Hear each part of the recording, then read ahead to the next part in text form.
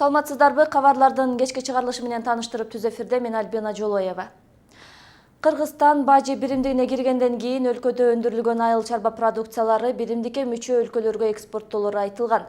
Бирок Евразия экономикалык биримдикке кошулганына карабай, айыл чарба продукцияларын сыртка чыгарууга шарт жок.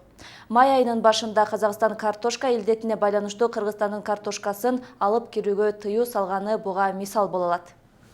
Жыл башында Казакстан Кыргызстандан келген картошкада алтын түстүү нематода деген илдет табылганы боюнча маалымат берген. Биз дароо чара көрүп, картошканы атайын лабораториялык текшерүүлөрдөн өткөргөнбүз. Анын жыйынтыгы менен жалаң гана таза картошка өткөрүлүп жаткан. Казакстандын Кыргызстандын картошкасына тыюу салышы эч бир илдетке байланышы жок. Коңшу өлкө быйыл өзүндө картошка көп айдалгандыктан базарын коргоо үчүн ушундай кадамга барууда. Бажы биримдигинин талаптарына жооп берүүчү лабораториялар барбы? Бул суроого кабарчыбыз жооп издеп көрдү. Кийинирээк кечки чыгарылышыбызда сунуштайбыз. Улуу ата мекендик жеңиш күнүнө саналуу гана күндөр калды. Ынтымак телеканалы кандуу согуштун катышуучулары менен тааныштырууну улантат.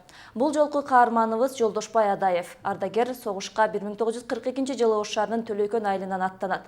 Тилекке каршы чогуу кеткен айылдаштарынын арасынан Кан майдандан жалгыз өзү кайтып келет.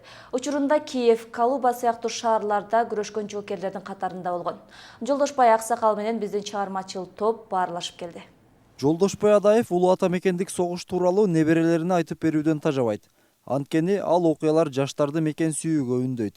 1924-жылы Төлөйкөн айылында туулган Жолдошбай аксакал 18 жашында фронтко аттанган. Азыркы жаштар аскерден качууну адатка айлантып алган болсо, каарманыбыз мекенге кызмат кылуу үчүн жан дилинен барганын айтат. Бир сүйүнөбүз, аскерге барат экенбиз.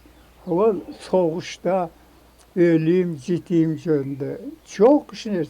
Barı bile mıltıkta alıp başkalar tankelerdi üstüne düşüp düşman bilen atışsak bula degen kala nerse oluptur. Elimizni korusak, жерибизди korusak dep. Согушка аттанар алдында 1942-жылы Москва шаарында 3 айлык машыгуудан өткөн.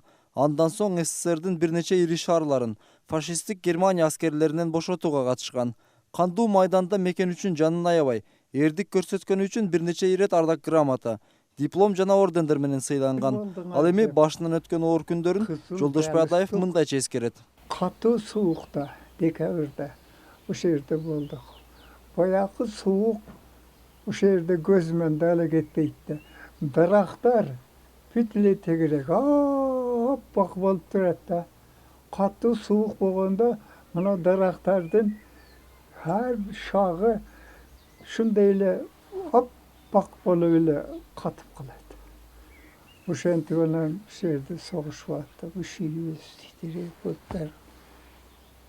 Күнү түнү линиядабыз окопта. Суук. 1945-жылы Совет армиясы фашисттерди багынткан соң, каарманыбыз Москва шаарында аскердик кызматты улантып, 1947-жылы мекенине кайтып келген. Төлөйкөндөн согушка баргандардын арасынан Жолдошбай аксакал жалгыз өзү кайтып келгенин айтат. Учурда 4 кызы, 20 небереси, 50ден ашык чеберелери жана 5 кыбырасы бар.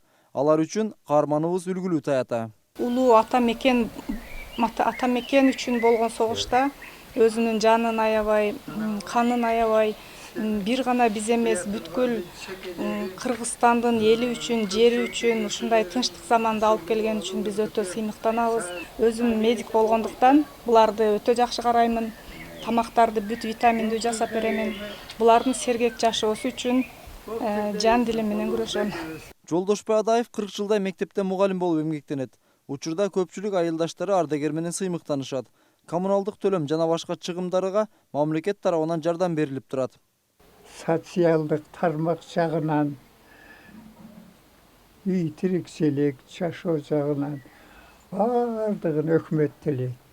Сууга чейин, водопроводко чейин.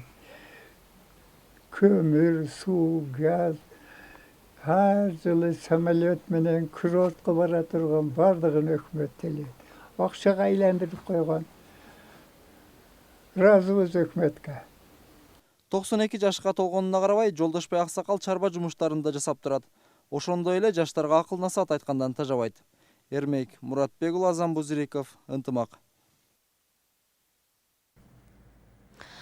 Башка жаңылыктардан тарыхый күндөр тууралуу мыйзам долбоору жакында иштелип чыгат. Депутат Дастан Бекешев 5-май Конституция күнүн, 23 февраль ата мекенди коргоочулар күнүн жана 7 ноябрь социалисттик революция күнүн кызыл даталардын катарынан алып салууну демилгелеп жатат.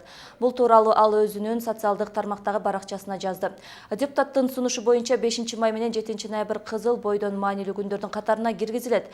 Ошол эле мыйзам долбоорунун алкагында 1-июнь балдарды коргоо күнү жана май айынын 3-чү жекшембиси энелер күнү календарга майрам күн катары киргизилет. Саясий майрамдардын ордуна үй бүлөлүк баалуулуктарга багытталган майрамдарды белгилөөнү сунуштайм деп кошумчалады Бекешев.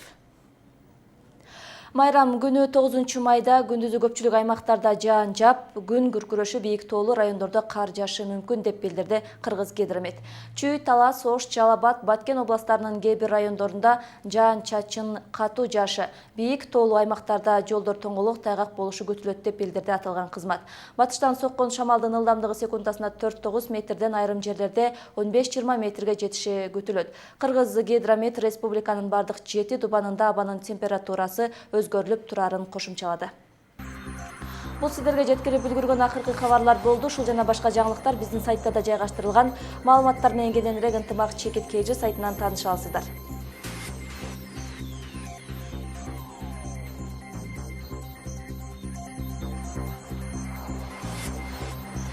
Мен болсо сиздер менен коштошом, кечиңиздер көңүлдүү улансын.